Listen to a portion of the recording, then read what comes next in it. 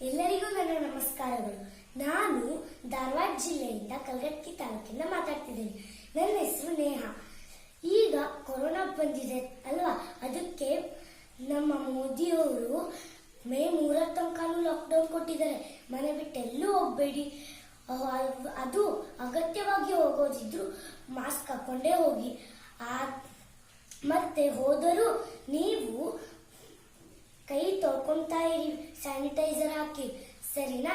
ಈಗ ನಾನು ನಿಮಗೆ 10:30ಕ್ಕೆ ಪ್ರತಿದಿನ ಮಕ್ಕಳ ವಾಣಿ ಅಂತ ಯೂಟ್ಯೂಬ್ ಚಾನಲ್ ಬರ್ತಿದೆ, ಅದನ್ನ ನೀವು ಡೈಲಿ 10:30ಕ್ಕೆ ನೋಡಿ. ಸರಿ, ಈಗ ನಾನು ಒಂದು ಕತೆ ಹೇಳ್ತೀನಿ, ಅರ್ಥ ಆಯ್ತಾ? ಈಗ ಹೇಳ್ತೀನಿ ಕೇಳಿ. ಆ ಕತೆ ಹೆಸರು ವೀರಮಾತೆ ಜೀಜಾಬಾಯಿ ಹಾಗೂ ಅವಳ ಪುತ್ರ ಛತ್ರಪತಿ ಶಿವಾಜಿ. ಸರಿ, ಬಾಕಂದ ಮಾತಾಜಿಯವರಿಗೆ ನನ್ನ ಪ್ರಣಾಮಗಳು. ಬಾಕಂದ, ಇಲ್ಲಿ ಕುಳಿತಿಕ್ಕೋ. ಆಗಲೇ ಮಾತಾ ಎಂದು ಹೇಳಿದನು. ತಾಯಿ, ಮಗನೇ, ನಾನು ಕೇಳಿದ್ದನ್ನು ಕೊಡುವೆ ತಾನೆ ಎಂದು ಕೇಳಿದನು. ಮಗ, ಆಯ್ತು ತಾಯಿ, ಅಗತ್ಯವಾಗಿ ನೀಡುತ್ತೇನೆ. ನೀನು ಕೇಳೋದನ್ನು ಕೊಡುತ್ತೇನೆ. ಏನು ಕೇಳು ತಾಯಿ ಎಂದು ಹೇಳಿದನು. ಅದಕ್ಕಾಗಿ ತಾಯಿ ಎಂದಳು, ಆಯ್ತು ಆಯ್ತು ಮಗನೇ, ನಿನ್ನನ್ನು ಪಡೆದ ನಾನೇ ಧನ್ಯಳು. ಈಗ ಹೇಳುವೆನು ಕೇಳಿ. ಕೊಂಡಾಣದುರ್ಗವೆಂಬ ಊರು ಮೊಘಲರ ವಶದಲ್ಲಿದೆ. ಅದನ್ನು ನೀನು ಗೆದ್ದು ನನಗೆ ಬಹುಮಾನವಾಗಿ ನೀಡಬೇಕು ಎಂದು ಹೆಮ್ಮೆಯಿಂದ ಮಗನನ್ನು ನೋಡುತ್ತಾ ತಾಯಿ ಹೇಳಿದಳು. ಅದಕ್ಕಾಗಿ ಮಗ, ಸರಿ ತಾಯಿ, ನೀನು ಹೇಳಿದಂತೆ ಆಗಲಿ ಎಂದು ಹೇಳಿದಳು. ಈ ರೀತಿ ಸಂಭಾಷಣೆ ನಡೆಸಿದವರು ಯಾರು ಗೊತ್ತೇ?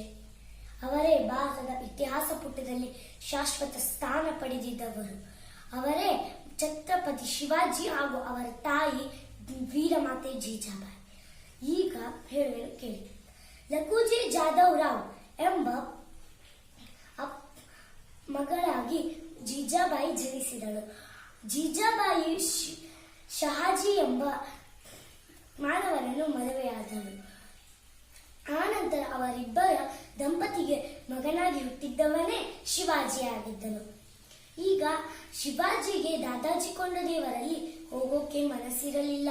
ಅವನು ಅವರ ತಾಯಿ ಹತ್ರ ಹೇಳುತ್ತಿದ್ದರು, ಅಮ್ಮ, ನನಗೆ ಹೋಗೋಕೆ ಮನಸ್ಸಿಲ್ಲ, ದಯಮಾಡಿ ನನ್ನನ್ನು ಕಳಿಸಬೇಡ ಅಮ್ಮ ಎಂದು ಹೇಳಿದರು. ಅದಕ್ಕಾಗಿ ತಾಯಿ ಹೇಳಿದರು, ನಿನಗೆ ಗೊತ್ತಲ್ಲವೇ, ನೀನು ನನಗೆ ಒಂದು ಮಾತು ನೀಡಿದ್ದೆ, ಆ ಮಾತಿನಂತೆ ನಡೆದುಕೊಳ್ಳಬೇಕು. ಈಗ ನೀನು ಹೋಗಲೇಬೇಕು ಎಂದು ಹೇಳಿದನು. ಸರಿ ಅಮ್ಮ, ಆಯ್ತು, ಹೋಗುತ್ತೇನೆ ಎಂದು ಹೋಗಿದನು. ಶಹಾಜಿಯು ತನ್ನ ಮಗ ಶಿವಾಜಿಯನ್ನು ದಾದಾಜಿ ಕೊಂಡದೇವರಲ್ಲಿ ಕಳಿಸಿದನು. ಪ್ರತಿದಿನವೂ ಶಿವಾಜಿಯು ತಾನು ಯುದ್ಧ ಕಲೆಗಳನ್ನು ಕಲಿಯುವ ಮುಂಚೆ ಅವನು ತನ್ನ ಗುರುವಿಗೆ ನಮಸ್ಕಾರ ಮಾಡುತ್ತಿದ್ದನು. ಹೀಗೆ 4 ಸತಿ ಆಯ್ತು.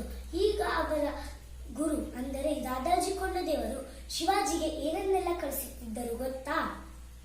ಅದೇ ಕತ್ತಿ ವಿರಸೆ, ಕುದುರೆ ಸವಾರಿ ಹಾಗೂ ಮುಂತಾದ ಅನೇಕ ಯುದ್ಧ ಕಲೆಗಳನ್ನು ಕಲಿಸುತ್ತಿದ್ದರು. ಆಯ್ತು. ಅನಿವಾರ್ಯ ಕಾರಣಗಳಿಂದ ಶಹಾಜಿಯು ತನ್ನ ಪತ್ನಿಯಾದ ಜೀಜಾಬಾಯಿಯಿಂದ ದೂರಾಗಬೇಕಾಗಿತ್ತು. ಆದರೂ ಜೀಜಾಬಾಯಿ ಎದೆಗೊಂಡಲಿಲ್ಲ. ಅವಳು ನಾನು ಹೆಣ್ಣು ಹುಲಿ ಎಂದು ನಿರೂಪಿಸಿ ತೋರಿಸುತ್ತೇನೆ ಎಂದು ಛಲ ಇಟ್ಟಿದ್ದಳು. ಕೆಲವೇ ದಿನದ ನಂತರ ಶಿವಾಜಿಯ ಜೊತೆ ಜೀಜಾಬಾಯಿಯು ಪುಣೆಯಲ್ಲಿ ಬಂದು ನೆಲೆಸಿದಳು. ಜೀಜಾಬಾಯಿ ಚಾಣಾಕ್ಷ ಹೆಣ್ಣು ಮಗಳಾಗಿದ್ದಳು. ಅವಳು ಬದುಕಿನಲ್ಲಿ ಆಗಿದ್ದ ಆಗು ಹೋಗಿಗಳನ್ನು ನೆನಪಿಕೊಂಡು ದುಃಖಿಸುತ್ತಿರಲಿಲ್ಲ.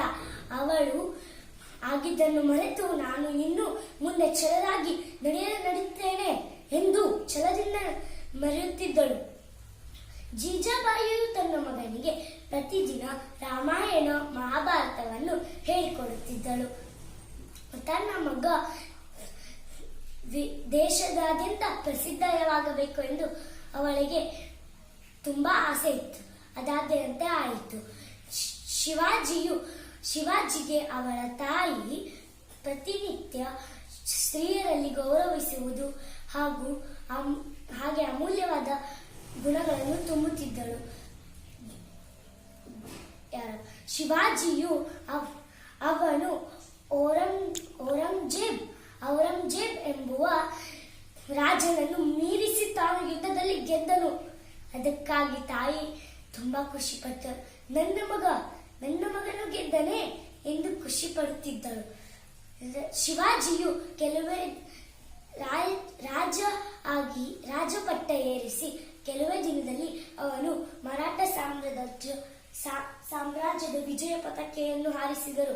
ಅದಾಗಿ ಕೆಲವೇ ದಿನದಿಂದ ಅನಿವಾರ್ಯ ಕಾರಣದಿಂದ ಜ್ವರದಿಂದ ಬಳಗಿ ತಾಯಿ ಜೀಜಾಬಾಯಿ ಅವರು ಹಾಸಿಗೆ ಹಿಡಿದರು.